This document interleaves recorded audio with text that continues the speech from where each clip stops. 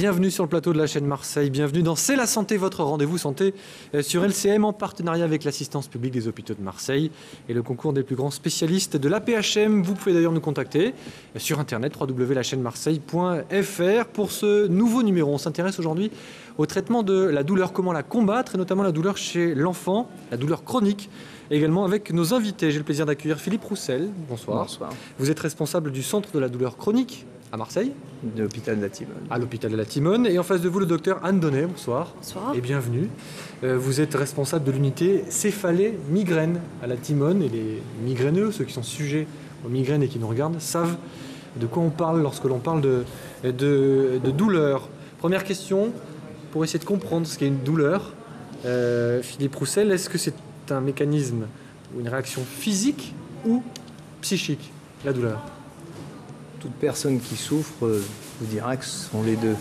La définition elle-même le précise, c'est une sensation et c'est une émotion. Et s'il n'y a pas les deux éléments simultanés, il est difficile de parler de douleur. On parlera de sensation, mais ce n'est plus de la douleur. Pour qu'il y ait de la douleur, il faut qu'il y ait l'aspect pénible de ce qu'on ressent. Et de tout temps, on a cherché à l'atténuer, cette douleur? Je pense que ça fait pas mal de temps quand même que les hommes se battent contre la douleur. C'est l'organisation qui est peut-être plus récente, la systématisation. Et la lutte contre la douleur doit faire partie de la condition humaine depuis très longtemps. Oui, c'est un réflexe naturel. Alors mieux connaître la douleur pour mieux la combattre, c'est un sujet des services de l'AP-HM. Regardez. L'Association internationale pour l'étude de la douleur définit cette dernière comme une expérience sensorielle et émotionnelle désagréable en rapport avec une lésion tissulaire réelle ou potentielle. Il y a certaines douleurs que nous connaissons tous. Et si nous sommes arrivés à l'âge adulte, c'est parce que la douleur nous a évité des tas de complications. La sensation de douleur est due à un influx nerveux transmis par des fibres jusqu'à la moelle épinière, puis au cerveau. Et puis après, ça se diversifie dans l'ensemble du cerveau pour rejoindre d'une part les régions pariétales, où on a la sensation de la douleur, où on la représente dans l'espace, on sait où on a mal. J'ai mal à la main, j'ai mal aux pieds, j'ai mal à l'épaule. Et puis il y a toutes les composantes annexes de la douleur, c'est-à-dire des composantes qui touchent l'ensemble du cerveau par les projections corticofrontales, par exemple, qui donnent le caractère supplémentaire, personnel, émotif et fonction de chacun d'entre nous, et des circonstances. La douleur est subjective car il s'agit d'une sensation anormale et pénible, présentant une intensité et une expression qui dépendent de l'individu lui-même et de ses expériences vécues. Le fait d'être soumis à la douleur de façon répétée ne permet pas de s'y accoutumer, bien au contraire. Probablement que plus on est soumis à des situations douloureuses, et plus le système nerveux, lui, devient sensible à la douleur. C'est notamment le cas chez la femme qui subit tout au long de son existence des douleurs souvent liées à ses fonctions biologiques. Les cycles menstruels, la grossesse, l'accouchement, les douleurs spécifiques gynécologiques, ce sont des douleurs auxquelles l'homme n'est pas confronté. Il faut adapter le traitement de la douleur et suivre la douleur du patient telle qu'il la vit lui. C'est-à-dire en lui demandant de la coder, de la codifier, de la quantifier. Les échelles de douleur sont des indicateurs qui permettent aux médecins de mettre en place un traitement adapté pour calmer la douleur. Elles existent pour tous les âges. Au-delà de 6 ans, on estime que l'enfant est capable d'évaluer sa douleur et donc on utilise la règle d'évaluation visuelle analogique qui est utilisée chez l'adulte. Pour les personnes qui n'arrivent pas à se servir de ces échelles, d'autres méthodes existent. On va lui demander de colorier la légende et après, en fonction des couleurs, lui-même va dessiner sa douleur. On trouve aussi les méthodes d'évaluation appelées EGR. Elles sont conçues pour les personnes qui ne peuvent pas s'exprimer à cause de leur pathologie ou d'une douleur trop envahissante. Ce sont des items, donc ce sont des attitudes antalgiques ou non, dans le mouvement, dans l'expression. Ce sont souvent des enfants qui ne peuvent pas s'exprimer, qui sont repliés souvent sur eux-mêmes et ce sont des douleurs chroniques bien souvent. Lancée avec le plan antidouleur en 1998, la prise en charge de la douleur fait aujourd'hui partie intégrante des priorités des professionnels de santé. Je reviens sur ce qui a été dit à la fin de ce reportage, Philippe Roussel. Savoir évaluer une douleur, c'est important dans un diagnostic, c'est même primordial? Alors dans la douleur aiguë, c'est important parce que ça décide très souvent de la conduite à tenir thérapeutique. On ne va pas traiter une douleur modérée, une douleur moyenne, comme on va traiter une douleur intense, ne serait-ce qu'en cancérologie par exemple. On aura automatiquement une réponse qui sera ajustée à la sévérité de la douleur dans la douleur commune, la plus fréquente. Mais évaluer la douleur, c'est aussi reconnaître à l'autre sa souffrance. Ce n'est pas qu'une quantification, c'est aussi admettre que l'autre souffre et lui rendre l'expertise de sa douleur. On n'évalue pas forcément soi-même très bien sa propre douleur ou qu'on a du mal simplement à en parler? On a peut-être du mal à l'exprimer et à dire ce qu'on ressent. La douleur, c'est quand même du domaine un peu de l'indicible. Oui. On ne peut pas partager la douleur. On peut partager beaucoup de sensations autres, l'audition, on l'a vu, mais la douleur, ça ne se partage pas. Docteur Donnet, dans votre domaine, on parlait des migraines et des céphalées. La douleur n'est pas forcément synonyme de gravité. D'ailleurs, comment faire comprendre qu'on peut avoir très mal sans que ce soit très grave, tout simplement? Alors, il y a plusieurs aspects dans votre question et c'est aussi un peu pour ça que la migraine n'est pas toujours reconnue parce que si on voit des patients migraineux entre les crises, eh bien, ils sont effectivement comme tout le monde. Ça, c'est une première réponse à votre question. Et puis, c'est vrai que quand on est soi-même migraineux, on n'a pas toujours les mêmes crises, on n'a pas la même intensité et on a le droit d'avoir des crises d'intensité tout à fait différentes. Donc, il y a vraiment une variation, une hétérogénéité d'une personne à l'autre dans l'expression du mal à la tête.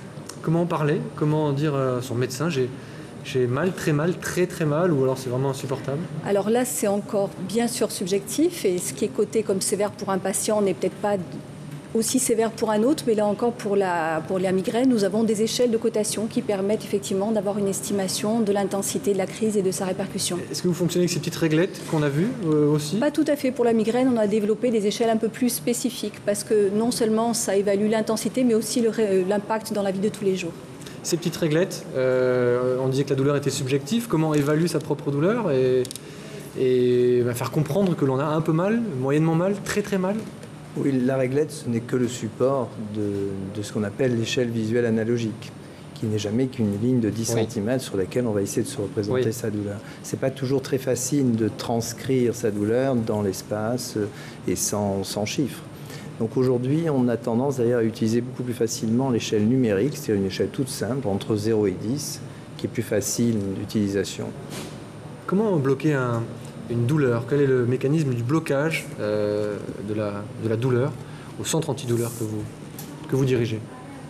Alors, blocage à douleur, je crois qu'on peut parler de blocage à douleur dans la douleur aiguë essentiellement, puisque c'est une douleur... D'atténuation. C'est une douleur qui peut être interrompue. La douleur post-opératoire est largement aujourd'hui bien prise en charge, bien évaluée, bien traitée, et la plupart du temps, heureusement, les personnes qui viennent d'être opérées sont soulagées.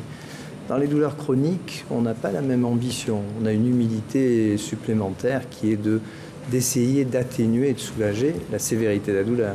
Qu'est-ce qu'on regroupe sous douleurs chroniques? Ce sont des douleurs qui reviennent régulièrement? Alors, où elles reviennent, c'est la migraine. C'est une douleur récurrente qui peut durer toute une vie, ou ce qui est assez fréquent, ou alors la douleur dure et permanente. Elle est là tous les jours quotidiennement. Et dans ce cas-là, on parle de douleur chronique. C'est une douleur qui a au moins plus de 6 mois sans interruption, douleur chronique. On parlait des douleurs chroniques et des migraines. Le cerveau, c'est un organe qui est très complexe, que l'on ne connaît pas encore très bien. Est-ce que vous naviguez pas un peu à vue finalement avec vos patients, docteur, aux migraineux auxquels vous vous adressez? Est-ce que vous ne leur dites pas, écoutez, on va voir de quoi il s'agit, mais en fait, votre intention première est d'abord de calmer cette douleur et ensuite de voir de quoi il s'agit? L'intention, elle est double. C'est bien sûr de traiter les crises, parce que c'est la demande du patient et elle est bien sûr licite, mais c'est aussi de leur expliquer la maladie. Il y a tout aussi à la fois une prévention et une éducation du patient. Et c'est vrai, on peut que partager votre propos en disant qu'on a encore beaucoup de points d'interrogation, mais on a quand même fait beaucoup de progrès. Oui, il y a des certitudes déjà. Donc on peut déjà faire une explication partielle de la maladie, même si elle n'est pas tout à fait complète, ce qui permet effectivement pour le patient d'avoir une reconnaissance, de savoir que c'est une maladie et de savoir qu'on a quand même des recherches dessus et un certain nombre d'éléments que l'on connaît. Quelle est la priorité pour le patient? C'est d'abord d'aller mieux et ensuite d'essayer de comprendre, d'abord d'arrêter cette douleur. Les crises de migraine, on connaît à peu près tous ça. Alors certaines sont récurrentes et à des intervalles très réguliers, d'autres sont beaucoup plus rares, heureusement. On n'est pas tous égaux devant la douleur, c'est ce qu'on pourrait dire. Mais vraiment quand on vient vous voir, c'est je voudrais que ça s'arrête d'abord, ensuite vous m'expliquez. Je pense que Ce dont il s'agit. les deux demandes se superposent et le patient veut bien sûr un traitement de la crise efficace, mais il veut également comprendre pourquoi il est migraineux et qu'est-ce qui se passe. Et les patients sont très avides d'explications sur ce problème. Est-ce que le corps tente lui-même de combattre la douleur au naturel avant une quelconque intervention médicale? Oui, nous avons un système de transmission de la douleur qui nous avertit qu'il y a une agression périphérique tissulaire, mais on a aussi des mécanismes qui ont leur rôle et leurs limites, qui sont faits pour interrompre le message douloureux, du moins l'atténuer, le réduire. Donc spontanément, nous avons des systèmes de frein à la douleur, ce qu'on appelle des systèmes d'inhibition. On n'est pas tous égaux devant la douleur, je suppose. Certains sont, on dit douillés dans le langage courant, mais je suppose qu'on ressent peut-être plus ou moins les douleurs selon peut-être la corpulence, la taille, le poids, le sexe. Oui, et je pense que la différence se fait au niveau, c'est ce qu'on appelle des différences de tolérance à la douleur. Oui. On est tous égaux en termes de sensation, on va tous ressentir une douleur minimale au même moment, à la même intensité de stimulation. Par contre, la tolérance à la douleur, c'est quelque chose qui est totalement personnel et qui peut être très différent selon les cultures, les religions, l'individu, le bilan, enfin les éléments familiaux, les éléments biographiques du patient. Et ce qu'on a appris dans ce sujet également, c'est qu'il n'y avait pas d'accoutumance à la douleur. C'est-à-dire que ce n'est pas parce qu'on souffre régulièrement qu'on endure plus facilement, que le seuil de tolérance est plus bas, par exemple. Alors, psychologiquement, on peut peut-être endurer la douleur de manière plus importante en fonction de ses stratégies d'adaptation à la douleur. Physiologiquement, l'organisme, lui, il a tendance à ressentir très facilement la douleur si elle dure. Donc il y a une sensibilisation à la douleur qui se crée, c'est-à-dire l'inverse de ce qu'on souhaiterait. Chez les enfants, parmi vos patients, y a-t-il des prédispositions particulières ou des précautions que vous prenez par rapport à des patients adultes quant à ces crises de migraine? Je crois que la première étape, c'est déjà de reconnaître qu'un enfant est migraineux et d'authentifier le diagnostic, parce que c'est déjà un diagnostic qui est peu connu, qui n'est pas connu et de la famille et des médecins, ni du milieu scolaire. Donc déjà, la reconnaissance du diagnostic est une première étape qui est importante. Et dire à un enfant qu'il est migraineux, qu'il ne joue pas la comédie, et la reconnaissance au niveau scolaire est déjà une première étape. Donc, élément, individu, patient à prendre plutôt avec des pincettes ou avec plutôt plus de précautions qu'un adulte? Non, je crois que c'est... il faut ne pas hésiter à authentifier les choses, à faire un certificat, à bien expliquer aux parents et au milieu scolaire qu'effectivement c'est une maladie et qu'un enfant, même tout petit, peut être atteint éventuellement d'une maladie migraineuse. Bon, la douleur chez l'enfant, comment la traiter? Le reportage est signé des services de la PHM TV. C'est une règle pour évaluer ta douleur. Donc ici, c'est tu n'as pas mal du tout. Et là, c'est la douleur la plus intense que tu puisses avoir. Et tu me dis à combien... Les enfants qui arrivent aux urgences ne souffrent pas tous de douleurs aiguës. Lorsque la douleur est modérée, des médicaments simples comme le paracétamol font l'affaire. Par contre, si la douleur est trop intense, suite à une fracture par exemple, ou à cause de soins particuliers, les soignants font appel à d'autres méthodes de prise en charge de la douleur pour soulager les enfants. Quand un enfant arrive, par exemple, pour une fracture et qu'il a une douleur intense, c'est évident que ce genre de traitement ne va pas suffire et on n'hésite pas ici à faire des injections, enfin au moins une injection de morphine par voie intraveineuse pour calmer l'enfant. Et puis, il y a d'autres douleurs, comme des douleurs que l'on provoque, soit par des soins, des pansements de brûlure, des sutures, des prises de sang, des ponctions lombaires, qui, elles, peuvent être tout à fait calmées avec l'utilisation d'un produit que l'on respire et qui s'appelle l'Antonox.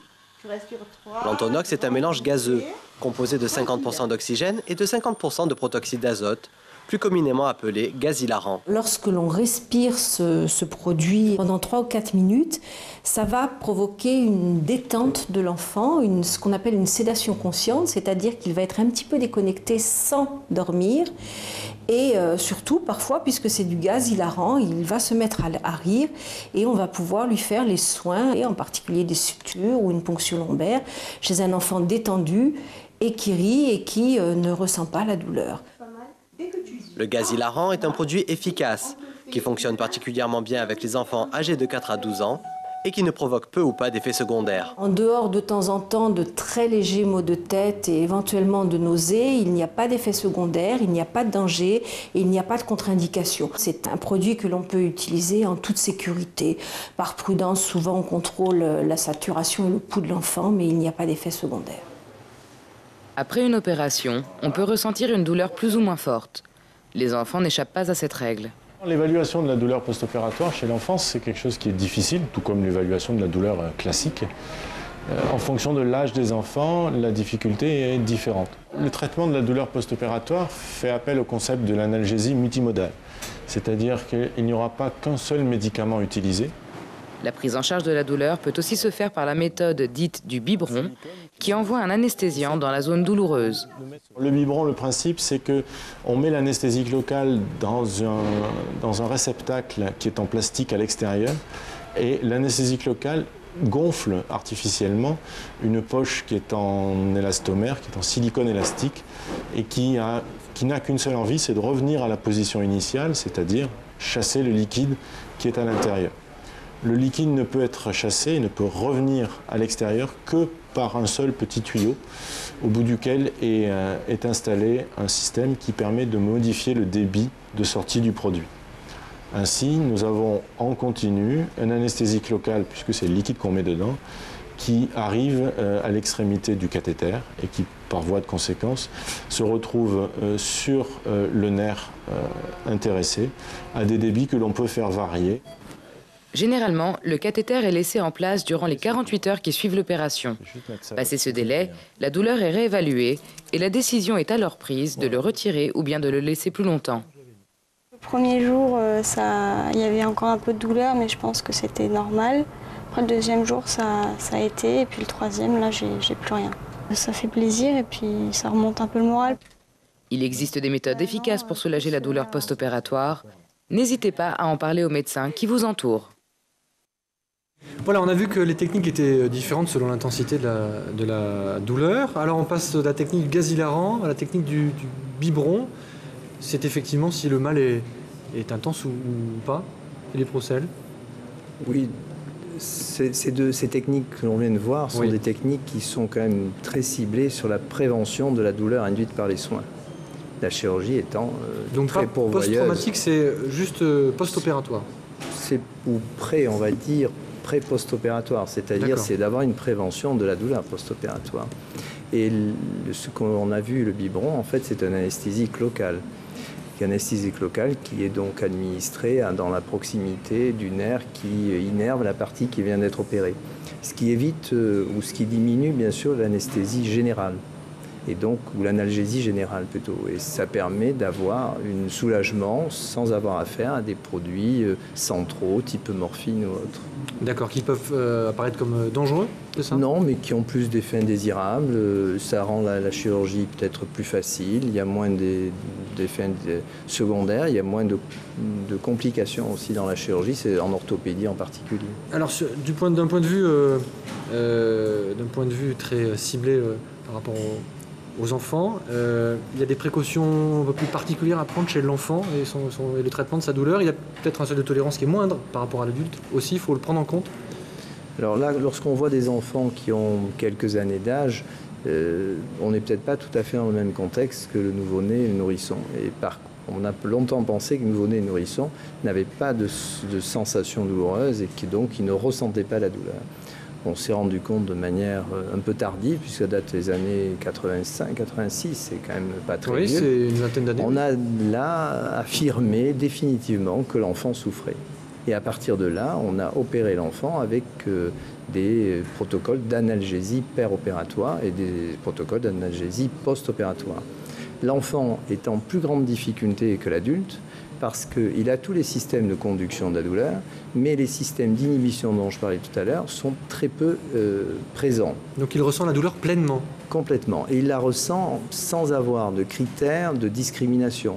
Nous, adultes, quand on a mal, on sait que c'est peut-être pas grave, que c'est peut-être grave, que ça se situe à tel endroit, que si c'est tel endroit, c'est moins gênant que tel autre, alors que l'enfant, il va ressentir une sensation, une émotion brutale qui ne s'est pas attribuée.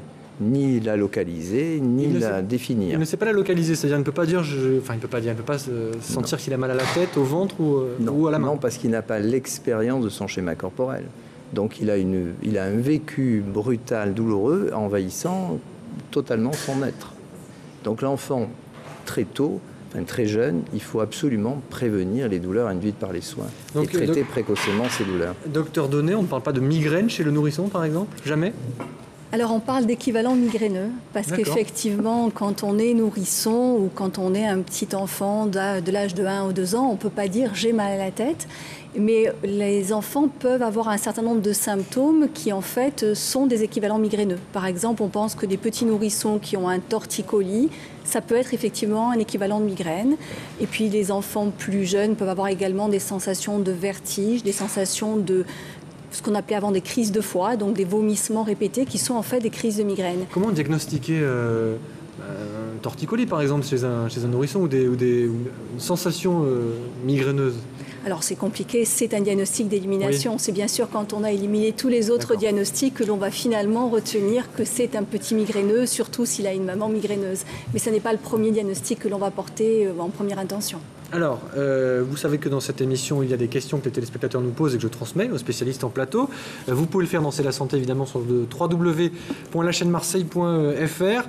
Une question qui revient la plus souvent, je l'ai synthétisée. Que donner à un enfant qui vient de se faire mal pour atténuer la douleur? Que donner comme cachet? Ce qu'on a sous la main, plus généralement? Est-ce que l'aspirine peut faire de l'effet, par exemple? Alors, avant même de l'amener aux urgences ou chez un médecin, bien sûr. Il faut essayer de repérer la sévérité de sa douleur, mais lorsqu'on a un enfant et qu'on est à son domicile ou dans le cadre scolaire, s'il n'y a pas d'infirmière particulièrement référente sur la douleur, je crois qu'on peut commencer tout simplement par du paracétamol. Il vaut mieux éviter quand même l'aspirine qui a tendance à faire saigner comme produit. D'accord. Donc on préfère aujourd'hui utiliser le paracétamol en première intention. D'accord. À douleur chronique, faut-il un traitement chronique?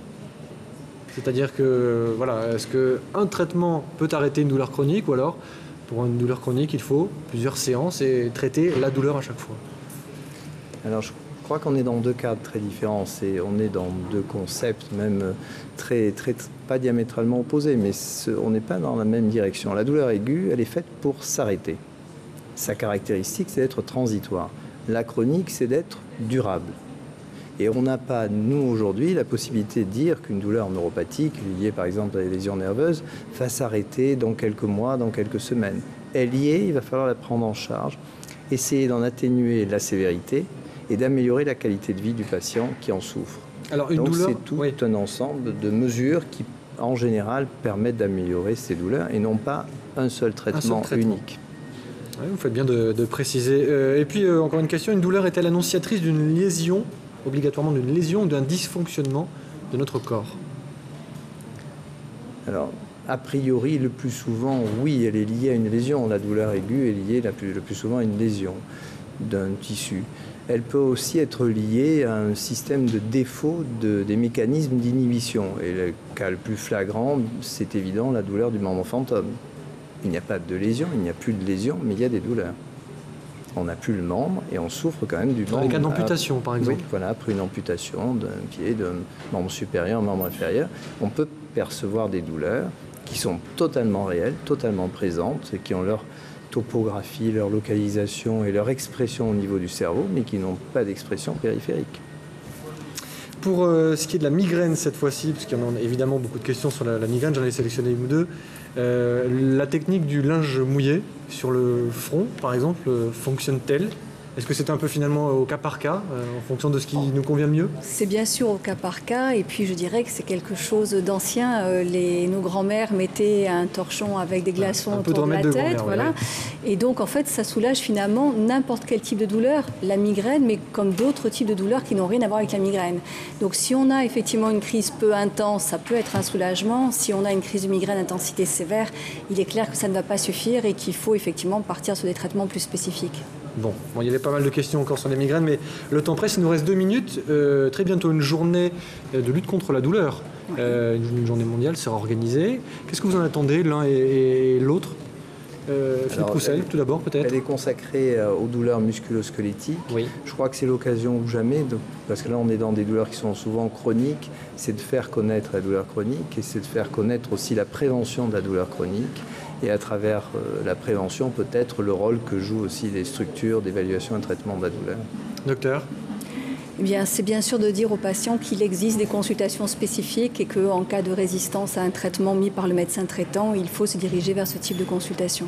Bon, ne souffrez plus, consultez. La médecine a fait de très gros progrès, vous confirmez, docteur, oui. Au sujet du traitement de la douleur. Oui, même si elle doit rester modeste dans la douleur chronique.